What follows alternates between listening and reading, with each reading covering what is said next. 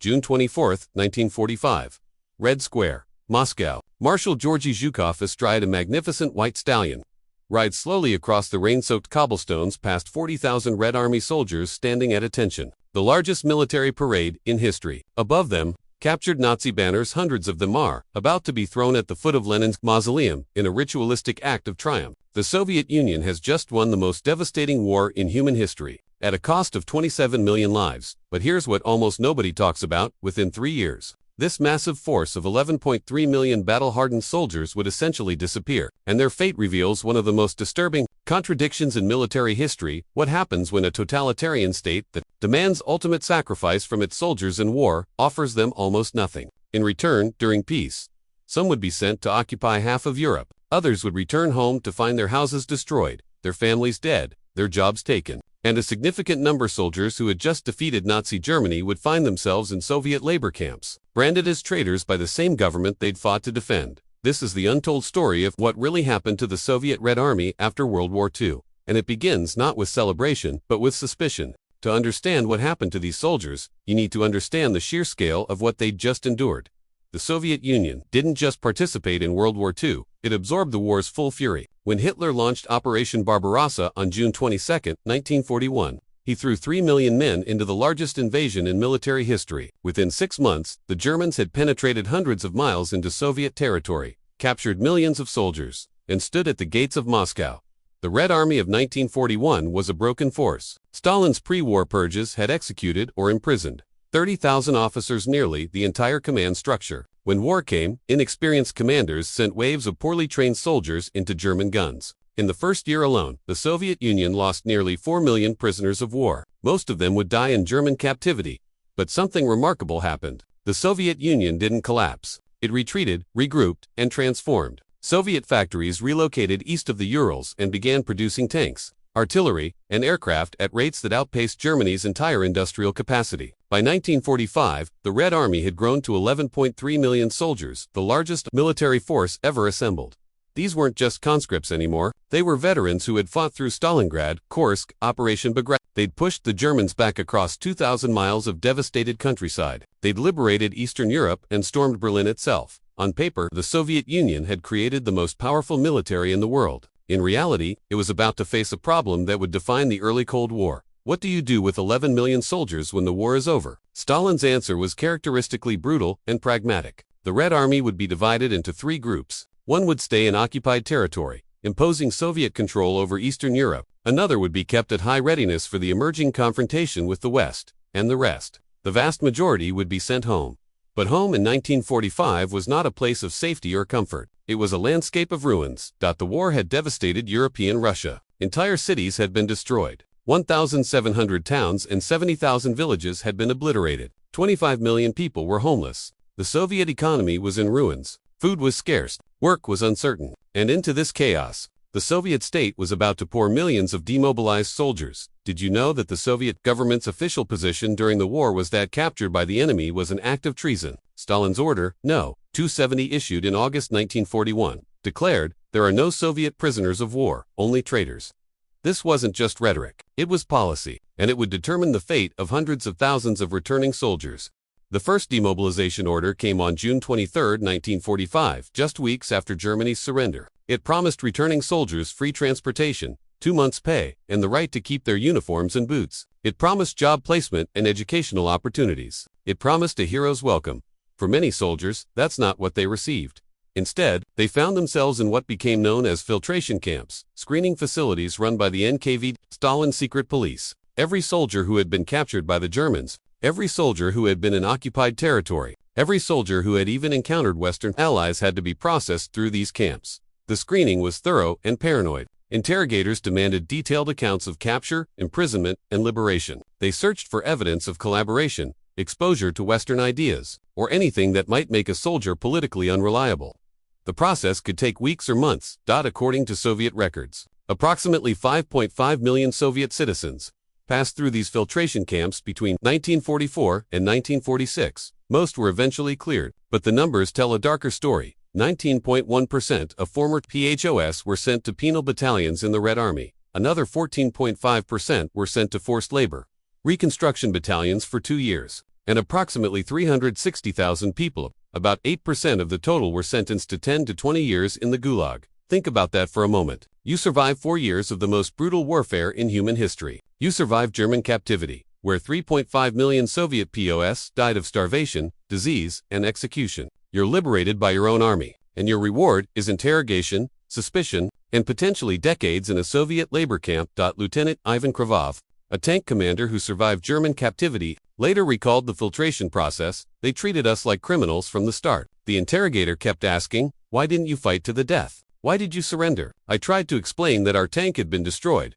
that I was unconscious when captured. He just wrote it all down with this look on his face like he'd already decided I was guilty. But former POS weren't the only ones who faced scrutiny. Even soldiers who had never been captured found themselves under suspicion if they'd spent time in liberated European territory. The Soviet leadership feared that exposure to the West, even war-torn Germany, would contaminate soldiers with dangerous ideas about freedom, prosperity, and democracy. That this paranoia was, well, at least from Stalin's perspective. Soviet soldiers had seen things that contradicted everything they'd been told about the capitalist West. They'd seen that even defeated Germany had better roads, better housing, better consumer goods than the Soviet Union. They'd met American and British soldiers, who seemed astonishingly well-fed and well-equipped. Some had liberated concentration camps and wondered why. Soviet propaganda had never mentioned them. Marshal Georgy Zhukov himself, the hero of the Moscow Count, the conqueror of Berlin, would eventually fall victim to Stalin's post-war paranoia. In 1946, Stalin became convinced that Zhukov's popularity made him a political threat. He was removed from command, accused of Bonapartism, and exiled to obscure military districts. If even Zhukov wasn't safe, what chance did ordinary soldiers have? Meanwhile, the soldiers who weren't trapped in the filtration system faced their own challenges. The promise of jobs and housing turned out to be largely fictional. By late 1945, over 3 million soldiers had been demobilized. They returned to find cities overflowing with refugees, evacuees, and other demobilized soldiers, all competing for the same scarce resources. Veterans discovered that their old jobs had been filled, their apartments reassigned, their families scattered or dead.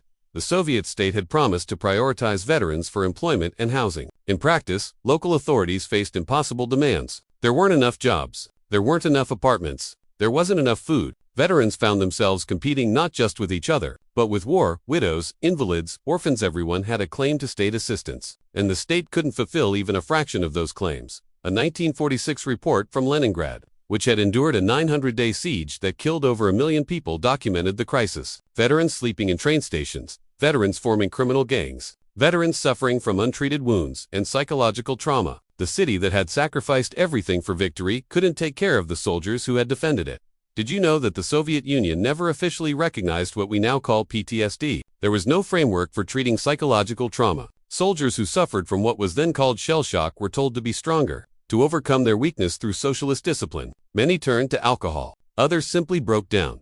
Yet not all soldiers returned home. Approximately 2.8 million remained in uniform, forming what would become the Soviet occupation forces. These soldiers stationed in East Germany, Poland, Hungary, Romania, and other conquered territories found themselves in a strange new role. They weren't warriors anymore. They were occupiers. The behavior of Soviet troops in occupied Germany remains one of the most controversial aspects of the war's aftermath. Estimates suggest that Soviet soldiers raped hundreds of thousands of German women in 1945, with some historians putting the figure as high as 2 million. The breakdown in discipline was so severe that even Soviet commanders issued orders against it, though enforcement was minimal. This wasn't just about vengeance, though revenge certainly played a role after what the Germans had done to Soviet territory. It was about the collapse of military discipline at the moment of victory. For 4 years, Soviet soldiers had been told that Germans were subhuman enemies who deserved no mercy. Now they were occupying German cities and villages, and the rules had suddenly changed. Except, no one had clearly explained what the new rules were. Soviet authorities eventually imposed harsh discipline on occupation forces. Soldiers caught looting or assaulting civilians could face execution. But the damage had been done. The liberators had also been conquerors, and the distinction between the two had blurred in ways that would haunt Soviet-German relations for decades. For the soldiers who remained in occupied territories, life became a strange limbo. They lived in a defeated, hostile country, separated from their families, waiting for demobilization orders that might never come. Some wouldn't return to the Soviet Union until the 1950s. By then, they would be strangers in their own country. Back home, the Soviet economy was slowly recovering, but the human cost of the war continued to mount. By 1948, 8.5 million soldiers had been An additional 3.8 million had been discharged as invalids, including 2.6 million with permanent disabilities. The streets of Soviet cities were filled with limbless veterans begging for food or money. The Soviet government established a system of benefits for disabled veterans, but it was woefully inadequate. A typical disability pension in 1945 was about 300 rubles per month, enough to survive on, but barely, and that was for soldiers with documented injuries. Veterans suffering from trauma, illness, or non-visible wounds often received nothing. The social fabric of Soviet society was fracturing under the weight of so much loss and displacement. Nearly every family had lost someone in the war. Entire cohorts of young men were gone. The gender imbalance was so severe that millions of Soviet women would never marry or have children simply because there weren't enough men left. And in this broken, traumatized society, veterans found themselves competing for scarce resources with millions of others who had also suffered. The state's promises of preferential treatment meant little when the state couldn't fulfill its obligations to anyone.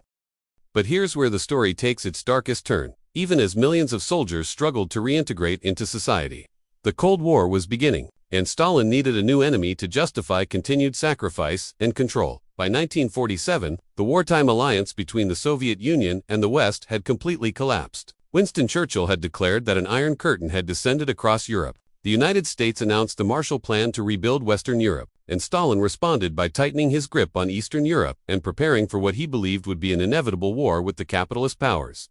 This meant the Red Army couldn't fully Despite sending millions home, Stalin maintained a force of over 2.8 million soldiers, still one of the largest armies in the world. The Soviet military was being transformed from a wartime army into a Cold War occupation force, capable of maintaining control over Eastern Europe and confronting the West. The transformation was both organizational and technological. The Red Army that had defeated Germany was largely a conventional force built around tanks, artillery, and infantry. The Cold War Red Army would need to master new forms of warfare: nuclear weapons, long-range missiles, jet aircraft. The soldiers who had learned to fight in the ruins of Stalingrad now had to learn about atomic bombs and guided missiles.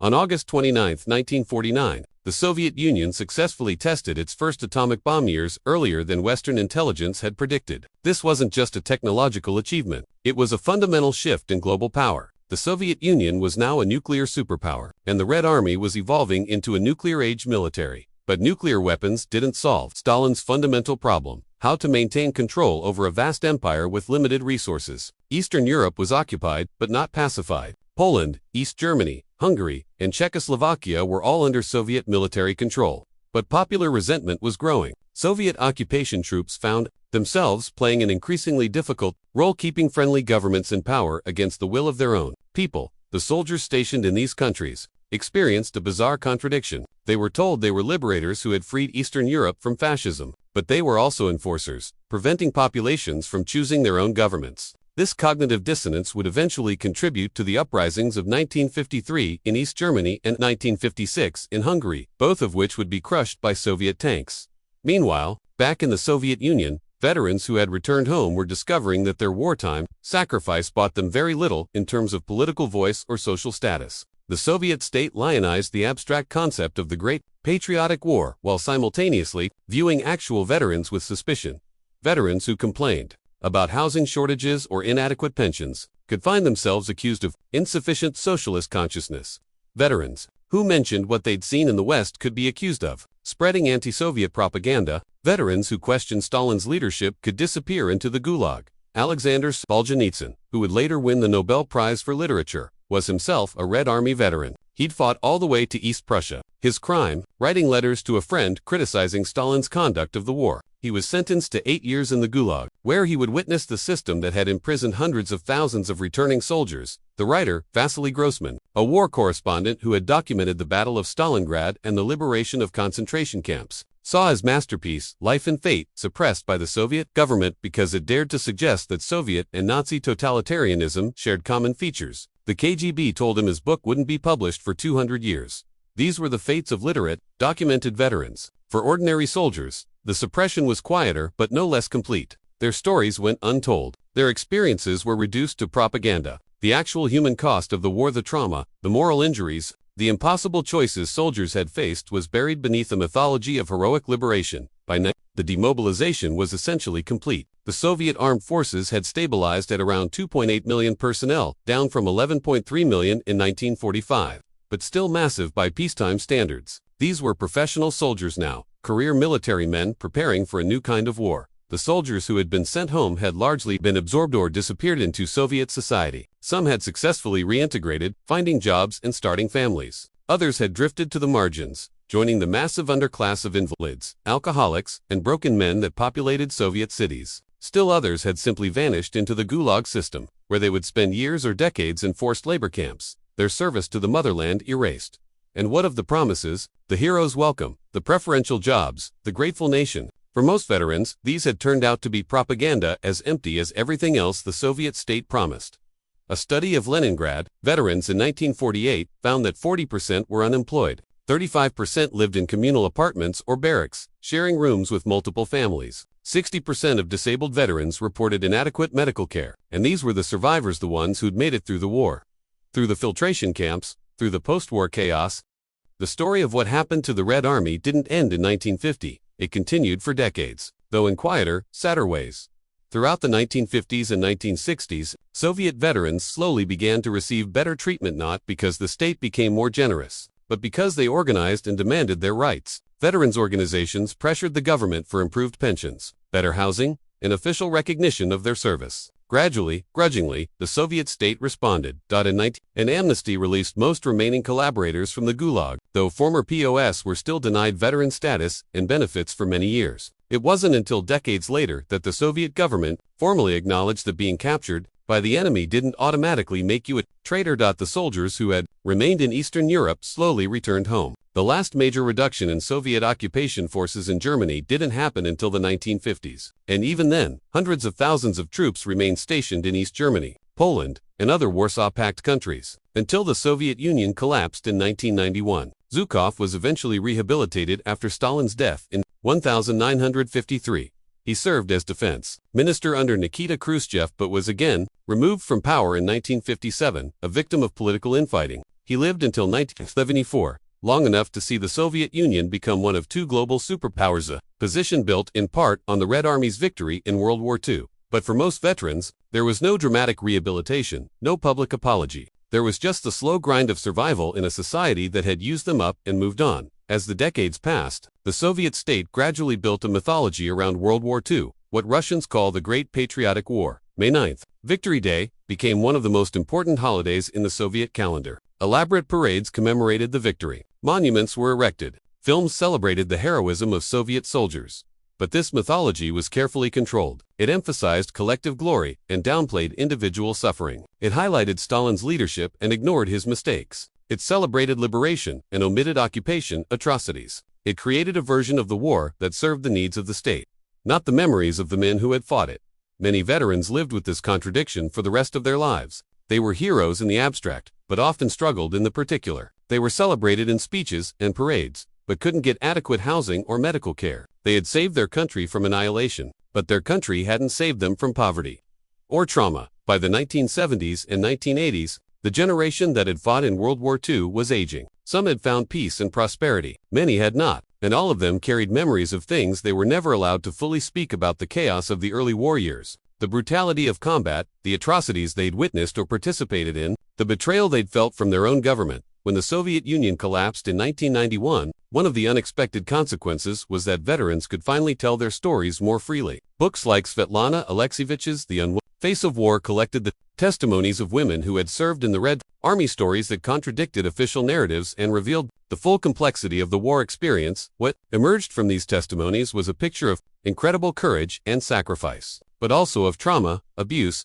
and betrayal. The Red Army hadn't just defeated Nazi Germany. It had been ground up by the war, by Stalin's paranoia, and by the Soviet state's inability to care for the people who had saved it. Today, Russia continues to commemorate Victory Day with elaborate parades and celebrations. For many Russians, World War II remains a source of national pride, perhaps the defining moment of 20th century Russian history. But the actual men and women who won that victory, most are gone now, and their real stories, the complicated, messy, tragic truth of what happened to them after the war, are still being uncovered. So, what do we learn from the story of what happened to the Soviet Red Army after World War II? First, that military victory doesn't automatically translate into social peace. The Soviet Union won the war but struggled to win the peace. The soldiers who had sacrificed everything found themselves in a society that couldn't or wouldn't fulfill its obligations to them. Second, that totalitarian systems have a fundamental problem with veterans. Soldiers who have experienced the chaos of war, who have made independent decisions under fire, who have seen how other societies function, these are potentially dangerous citizens. They've learned that official propaganda isn't always true. They've seen that authority figures can be wrong. They've experienced a kind of freedom that totalitarian states find threatening. Stalin understood this instinctively. That's why he treated returning soldiers with such suspicion. They were heroes, but they were also risks. They had to be controlled, filtered, and if necessary, eliminated. Third, that the human cost of war extends far beyond the battlefield. The Soviet Union lost 27 million people during World War II, but the suffering didn't end in 1945. It continued for decades as veterans struggled with trauma, disability, and social marginalization. The victory parades and monuments obscure a darker reality: that many of the people who won the war lost the peace. In June 1945, as Marshal Zhukov rode his white horse across Red Square in triumph, he was flanked by thousands of soldiers who believed their sacrifices had earned them a better future. Within 3 years, many of those soldiers would be sleeping in train stations, begging for work, or breaking rocks in Gulag labor camps. That's the real story of what happened to the Soviet Red Army after World War II. Not a story of glorious homecoming, but of a difficult reckoning with victory's costs. Not a story of grateful celebration, but of a state that consumed its own heroes. When we look at that famous image of captured Nazi banners being thrown at Lenin's feet in Red Square, we should remember, the men throwing those banners were standing in the rain, awaiting an uncertain future. They had saved their country from extinction, but their country hadn't saved them. That victory in Red Square was real. The sacrifice was real. The heroism was real. But so was what came after.